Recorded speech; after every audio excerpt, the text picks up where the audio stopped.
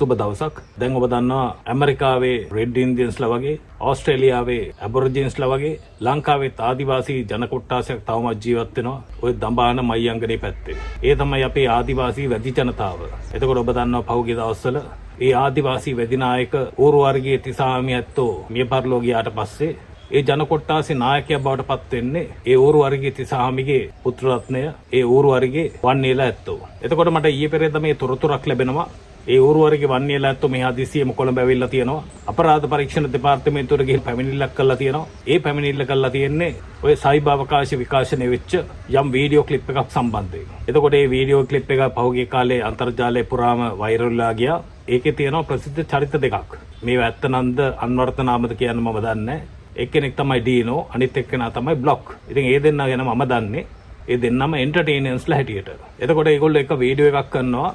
ඔය කොලාතු ඇඳගෙන එක්කෙනෙක් වැඩි ජනතාව නියෝජනය කරනවා. අනිත් කෙනා ඒ පුද්ගලයාත් එක්ක ඉන්ටර්විව් එකක් කරනවා. එතකොට මේ අහන්නේ කොටින්ම අපේ භාෂාවෙන් කිව්වොත් අර වැඩි පරපුරේ තැනත්තගේ රුටීන් එක සම්බන්ධයෙන් තමයි අහන්නේ. එතකොට ඔය ඩීනෝ සහ බ්ලොක් කියන දෙන්න ඒ වීඩියෝ එක කරන ගමන් එතෙන්ට යම් හාස්‍යයක් උපදවන්න හරි ක්‍රියේටිව් විදිහට ඒ වැඩි ජනතාවගේ වචන අතරට අර පොජ්ජ කියන වචනේ හැමතිස්සෙම යොදනවා. ඒ වීඩියෝ එකේ අර වැඩි චරිතය රංගපාන පුද්ගලයා මේ දෙබස් ඔක්කොම ඉංග්‍රීසියෙන් කියලා අවසානයේදී අර වැඩි භාෂාව වෙන පොජ්ජ කියන ගෑල්ල එකතු කරනවා. ඇත්තටම මේක ලස්සන වීඩියෝ එකක්. මෙතන තියෙන්නේ ප්‍රහසනයක්. එතකොට මේ සම්බන්ධයෙන් තමයි ඌරු වර්ගයේ වන්නේලා ඇත්තෝ ගිහිල්ලා තමන්ගේ ආදිවාසී සංස්කෘතියට අපහාසයක් වුණා, අගෞරවයක් වුණා කියලා CID එකට ගිහිල්ලා පැමිණිලි කරන්නේ. එතෙන්දී ඔය ඩීනෝ සහ බ්ලොග්ගේ සංවාද අතර ඒගොල්ලෝ සංසර්ගය කියන වචනේ වෙනුවට පාවිච්චි කරනවා වචනයක් ජිගි ජිගි පොජ්ජ කියලා. ඉතින් ඕක එච්චර දඟලන්න දෙයක්වත් නැහැ. ඒක ඒගොල්ලෝ අර ප්‍රහසනයට හදාගත්තු වචනයක්. එහෙම නැතුව ඒක වොකැබුලරි එක තියෙන වචනයක් නෙමෙයි. ඒක ඉංග්‍රීසි භාෂාවෙත් නැහැ, ඒක සිංහල භාෂාවෙත් නැහැ, ඒක වැඩි භාෂාවෙත් නැහැ, ඒක සංස්කෘත භාෂාවෙත් නැහැ, වෙනත් භාෂාවකවත් මම අහලා නැහැ. හැබැයි එතෙන්දී ඒගොල්ලෝ ඒක පාවිච්චි කරන්නේ මේ ප්‍රේක්ෂකයාට යම් ප්‍රහසනයක් එකතු කරන්න. එතකොට මේ සම්බන්ධයෙන් ඌරු වර්ගයේ වන්නේලා ඇත්තෝ කියන කතාවක් තමයි මේක සල්ලි හම්බ කරන්න කරපු දෙයක් කියලා. ඉතින් මම අර කලිනුත් කිව්වා වගේ මේ ඩීනෝ සහ බ්ලොක් කියන්නේ මේ රටේ ඉන්න සෑහෙන දක්ෂ එන්ටර්ටේනර්ස්ලා දෙන්නෙක්. ඉතින් ඒගොල්ලන්ට මේක මහන්සි වෙලා යම් විදිහට ඒකට ක්‍රියේටිවිටි එකතු කරලා ඒක ප්‍රහසනාත්මක විදිහට ඉදිරිපත් කරන්න නිකම්ම මොලේ අමාරුවක් නැහැ. ඉතින් ඒ වගේ දෙයක් කළා සල්ලි හම්බ කරත් ඒකේ වැරද්දකුත් නැහැ. දැන් මට තියෙන ප්‍රශ්නේ ඕකෙන් කොහොමද මේ ආදිවාසී වැඩි ජනතාවට අගෞරවයක් සිද්ධ වුනේ කියලා. ඉතින් මම කැමති ඉතිහාසෙ පොඩ්ඩක් මතක් කරලා දෙන්න. දැන් ওই ජිප්සීස්ලා ওই වැඩි භාෂාව වචන කීපයක් එකතු කරගෙන සිංහල භාෂාවෙන් ඕජායේ සින්දුව කිව්වා.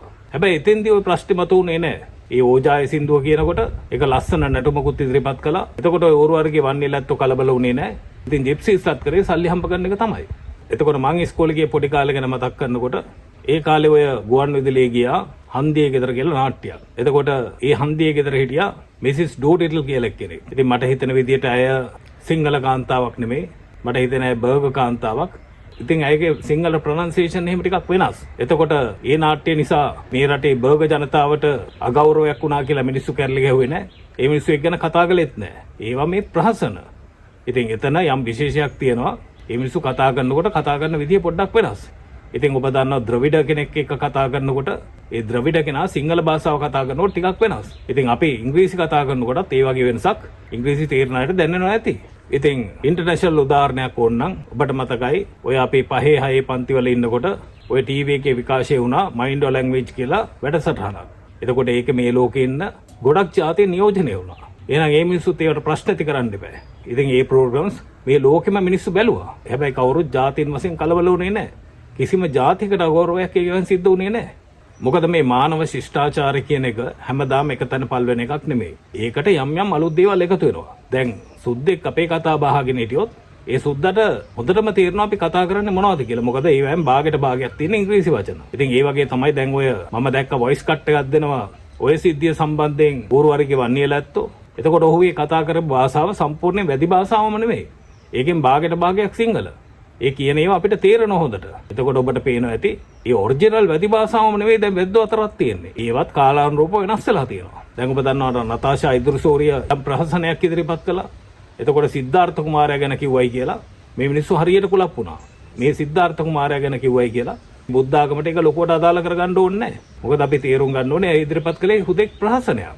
ඉතින් ප්‍රහසනයක් හැටියට දකින්න බැරි ජනතාවක් ඉන්නකම් මේ රටවල ශිෂ්ටාචාරයක තැන පල් වෙනවා. මේක කවදාවත් ඉස්සරහට යන ඒවා නෙමෙයි.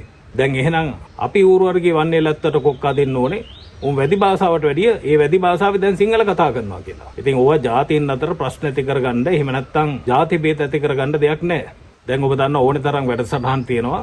කසාදමෙද බුයලා කොහොමද නින්දට යන්නේ කියලා.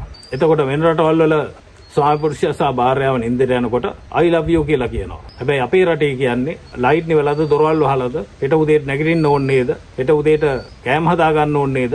හෙට උදේට නැගිටින්න ඕනේ නිසා ඉක්මන් නිදා ගන්න ඕනේ. ඕවගේ ජර්මර තමයි මේ ලංකාවේ උන් කියන්නේ. එතකොට මේ වගේ නාට්‍ය හැදුවා කියලා මේ වගේ ප්‍රහසන හැදුවා කියලා මේ ශ්‍රී ලාංකිකයන්ට ගෞරවයක් වෙනවද? එතකොට කවුරුත් ඒවට ප්‍රශ්න කරන්නේ නැහැ. දැන් ඔබ දන්නවා මේ රටේ ඔය ලිංගික කාර්යයන් ගැන කියනකොට ගොඩක් ඒවා නලියනවා. ඒ මොකද ඒව අහලා නැහැ මීට ඉස්සෙල්ලා.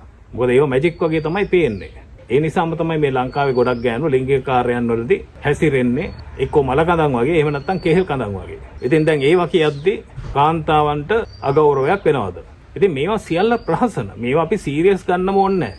ඔය ඩීනෝවත් බ්ලොක්වත් මම පුද්ගලිකව අඳුරන පුද්ගලවලට මේ අඩු ගානේ මම දැකලවත් නැහැ. ඒ මිනිසුන්ගේ ඔය ප්‍රහසනයක් මං හදිසිය දැක්කොත් මිසක් ඒ සම්බන්ධයෙන් හඹා ගිහිල්ලා බලන ඒවාත් නෙවෙයි. නමුත් ඒ මිනිස්සු ඔය වැඩි ජනතාව සම්බන්ධයෙන් ඉදිරිපත් කරපු ප්‍රහසනය තුල මම දකින්නේ එතන හාස්‍යයක් තියෙනවා. එතන යම් ක්‍රියේටිවිටි එකක් තියෙනවා. එතන යම් අලුත් දෙයක් තියෙනවා. එතන මිනිස්සුන්ට අලුතෙන් හිතන්න යමක් තියෙනවා.